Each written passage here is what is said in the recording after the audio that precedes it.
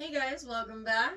We are just finishing up on the how to deal with having, a loved one that is drastically change disabled or something of that measure.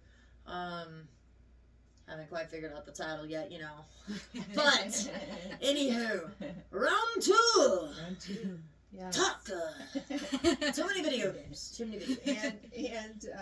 And we definitely wanted to talk about maybe the grieving process because he's been touch and go. Oh yeah.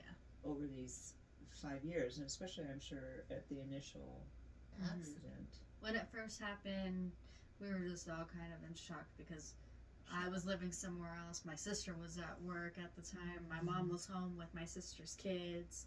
And then we get a call, and all I was told was, get to the hospital, something happened to your dad. So me and my grandma, I was supposed to technically, the kids were supposed to come to me at my grandma's. My grandpa told me, you need to go with your grandma, I got the kids. Wow, that's good. So we went, and from there, they basically told us he got hurt, he's on a ventilator, and after a while they told us they didn't know if he was going to make it or not, and he pulled through. My dad's one strong man. It sounds like it from what you've told me. Yeah. Okay. Well, I have a question, and a lot of people I know would probably look at me like I'm mad for asking this, but I do feel like it is something that is really important when something like this happens. It's that drastic of a change in someone's life. One thing that we forget to look at in those situations is there is still some good somewhere, most of the time.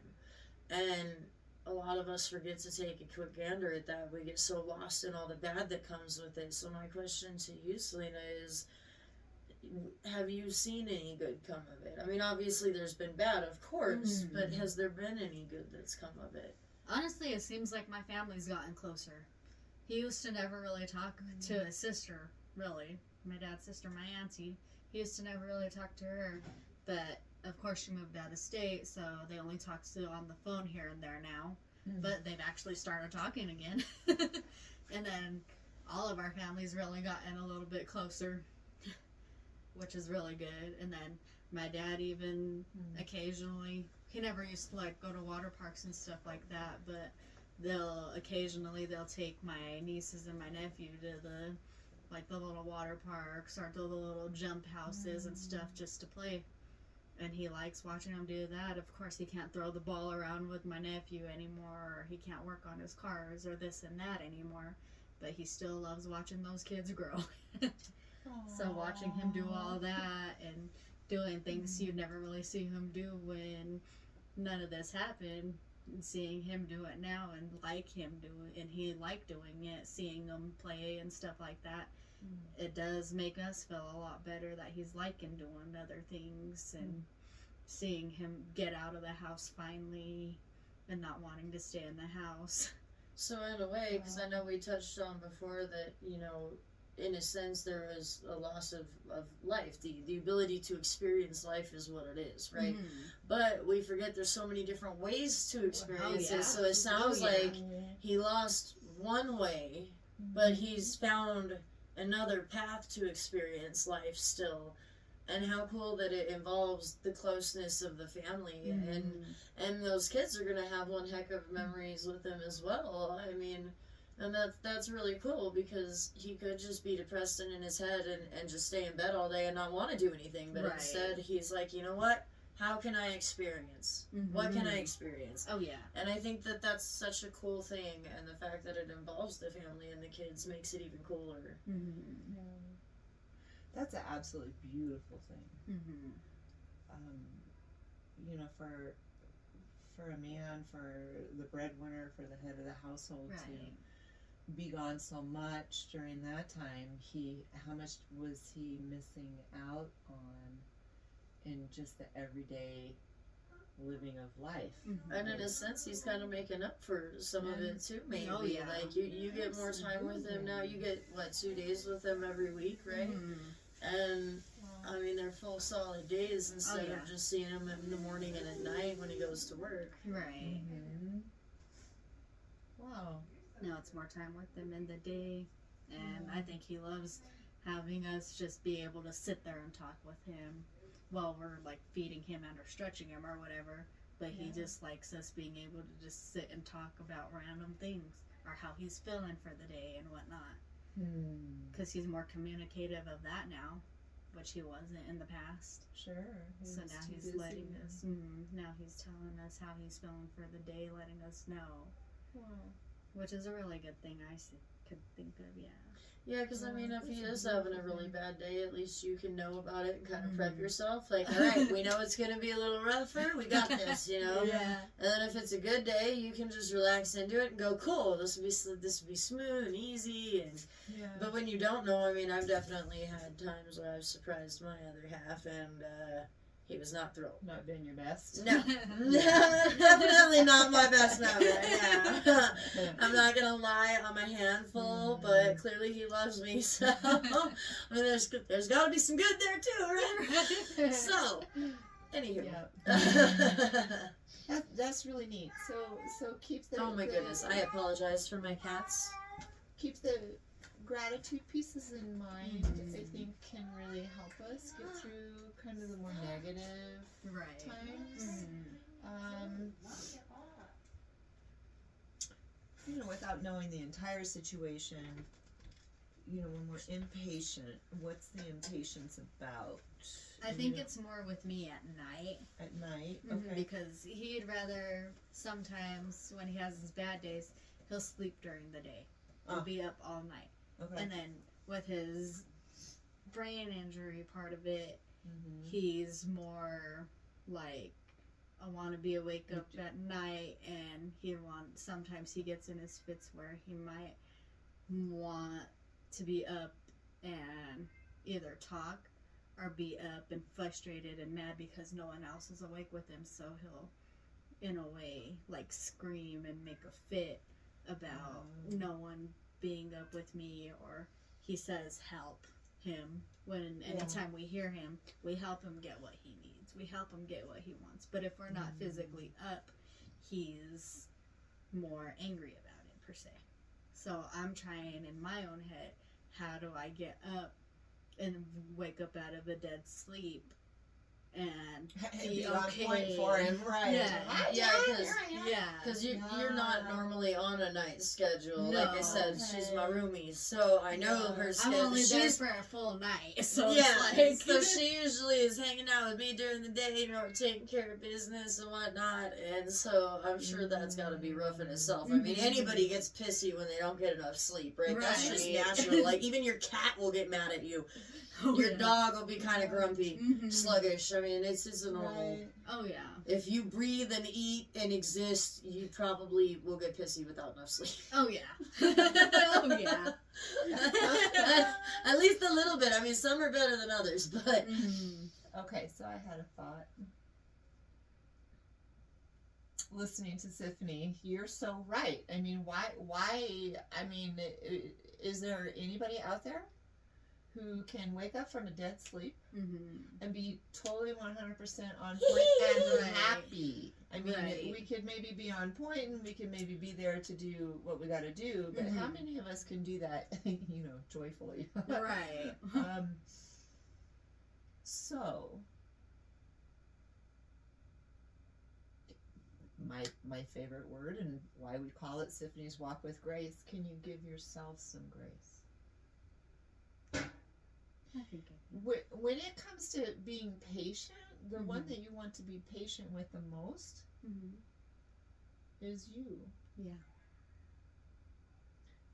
Dad can't help it, right? That's part of his TBI and kind of this, you know, I don't really know, it's, you know, in his mind it's daytime and why aren't you, you know, happily ready to go? Right. So grace in that area, but I think you've already got that. I think you understand it is what it is, and Dad can't help it, and I hear the frustration that you feel like you should be able to help it, and I'm suggesting that maybe you can't help it, and that it's okay, and can it just be okay, right? And if that's if you can be okay with that, channel your energy somewhere else, because you're channeling a lot of energy into feeling really bad, right? And can I use the word guilt? Would you say that's part of it? Okay, why can't I wake up and be cheerful for Dad, or why can't I bounce out of bed, or whatever? I feel that way as a mom with my kid. Just to throw that out there. Like, that's not even the same situation, but as a mom, there's mornings where I'm like, ugh. Yeah. There might be relevance for you too out there, moms and dads. Just, continue. Sorry, I felt like, we could probably all kind of connect with this one. Sure, in some form or fashion, Right. But all that energy that you put on yourself for feeling bad, think about ways to re-channel that. Can it be channeled some other way? Okay, so it is what it is. I am grumpy. I am, it takes me a few minutes to wake up. This is not going to change. Okay.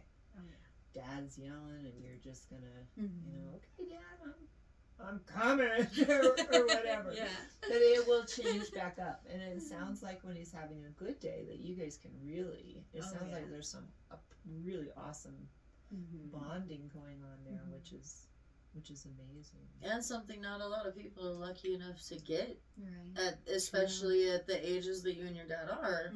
That's not something, like, I'm fully aware of how lucky I am to have this time with my mom, because not a lot of people are able to get that at our ages. Like, it's just not, one's usually working nonstop, or you got a bunch of little minions running around that you got to take care of and keep track of, and you go see your mom and you're like, oh, please take them, I love you, bye, I need a break. And it's not even like, I want to hang out anymore. It's like, hey, relieve me. And so I definitely feel lucky about that, and I mean that is really cool that you guys get that, because it isn't that common right now. And and hard to find. I was certainly kind of in your dad's shoes in terms of, on the go, and trying to make it all work. And, when I kind of crashed and burned, around 2014, is when I started really being able to kind of kick back and do my own healing, and I lucked out. My husband was willing and able to kind of, we made it work, that I was able to just kind of stay home and start doing the things. I understand your dad being able to really enjoy just watching, because I think in those 30 to 60, 20 to 60 year old time frame, we're so busy, that we stop and turn around like, whoa, what just happened? My kids are grown, my grandkids are half grown, what just happened? So having that time and space is the thing I am the most grateful for myself, in terms of my kids, being able to spend that time with them. And the grieving process, which I just want to put out there, like, I kind of partially pre-grieving myself a little bit, because I have a dad and a stepdad, and one of the father figures, unfortunately, his heart's not working too great, and so there's been a couple of really big scares for me too, and so this part I am kind of in the same, we're floating in the same raft down the same river together, going, oh God. And I think we lean on each other a lot, because there's that similarity there, but just to throw that out there for you guys, sometimes, I mean, that in itself has been such a huge help for me, because I don't want to burden someone that's not, I don't want to mess somebody else's mood up just because I'm in a bad mood, but if it's somebody that I know can relate, I feel like it pulls me out quicker, and I'm not just, whining about it or whatever. There's a similarity, there's a relevance, there's an understanding, and I think that understanding is really what helps me be able to, okay, it's okay, I got my people, I know I'll be okay even when he is gone, but having that person to really understand and be able to connect with you, for me, has been huge. I mean, definitely saved my life. So I mean, Right. almost drowned, man. I'll never forget seeing those slim trunks and the arms just bum rushing people out of the way right before I blacked out underwater. That your stepdad saved your life. Yeah. Okay. So yeah, you're kind of going down memory lane. Yeah, it does. It does kind of take you there too. And so sometimes there are feelers that you end up feeling, and you know the fear every time the hospital happens, and it's definitely not the same situation by any means or circumstances. Sorry, but the situation is. And so I feel like this piece, keep that in mind as you guys listen to this part, because, mine's not paralyzed, but you know what? We definitely have those scares. Yeah. I think that probably the main thing and the biggest thing that happens when we're trying to, when we know someone's time it is coming close, or it can happen at any time, or whatever, is memories. Yeah. Memories start to pop up. And regrets for some. Yeah, so I was going to say, are they Because with good Grandma, memories? I had regrets. Are they bad memories? But with Dad, it's memories. So, yeah. Yeah, and I think lots of gratitude towards your stepdad, because... And not to say that I don't love my dad. Like, I've always been a daddy's girl, so we're not saying that at all. So, Dad, if you are listening, I am not chucking you under the bus. I promise. Okay? I love you too. I really do. And that is going to destroy me. So, yeah. Keep being Superman. The memories. I think the good ones are great, and they can make you feel good. They can actually make you feel even more sad. Yes. Because what are you wanting? You're wanting more of. Right. You're wanting future. Okay. I want more memories. I want more time. I want more talks. I want more adventures. Yes. Yeah, I want more time. Yeah. A little bit harder ones are the ones that you don't feel so good about. The things you wished you'd have done, or maybe there's been instances that Dad's done things that really hurt you. The only time that I've regretted admitting my paganism was to Grandma. But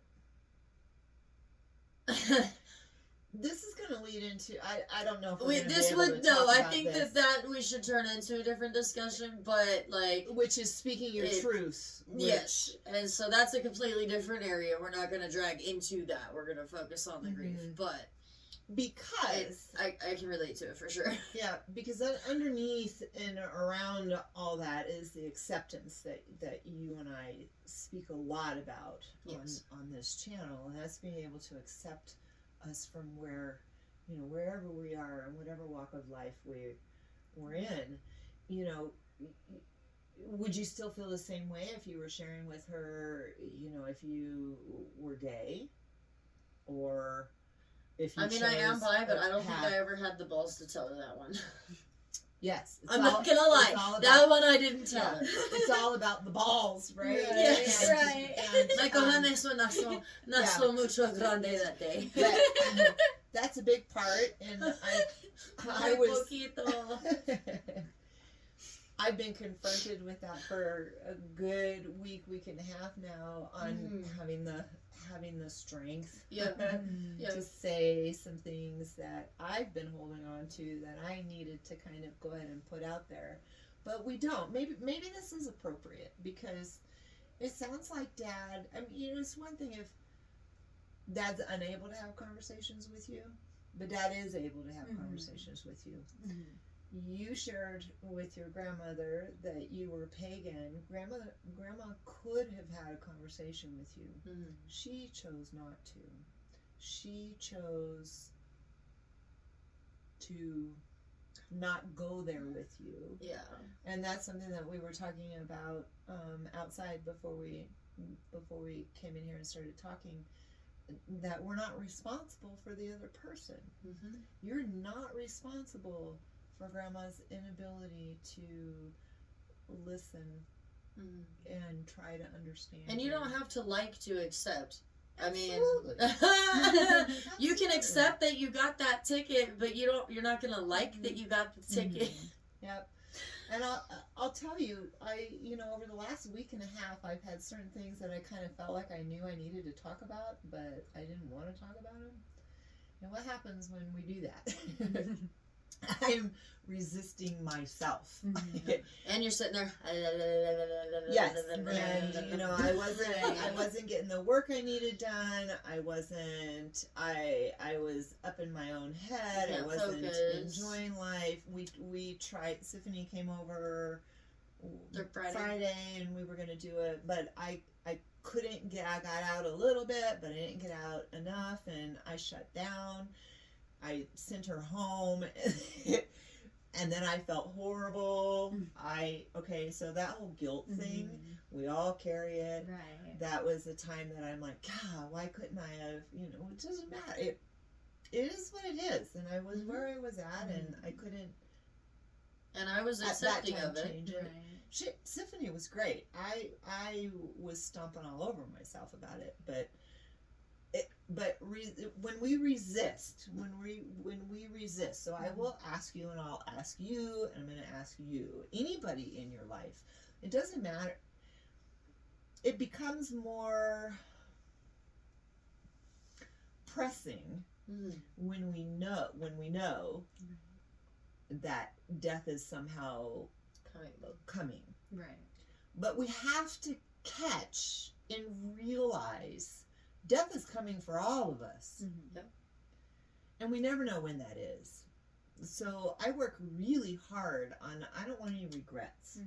I do not want regrets. Right. Now, I had I'm going to call it my silver lining, okay? The goodness, the peace that I saw as good, knowing that my grandma was getting close. I kind of had that feeling maybe a year before she passed. I started working on my regrets with her in my mind, in my own heart, okay? Right. Because I do understand grandma and how hard it was to have a conversation with her, because I had been trying to have conversations with her most of my life, and that was really difficult for her. I don't know what you and your dad's situation's like. You'll have to make those decisions on your own. But within yourself, within your own heart and mind, what do you want to say to Dad? What's left unsaid? Right. And I would encourage everybody that you live your entire life that way.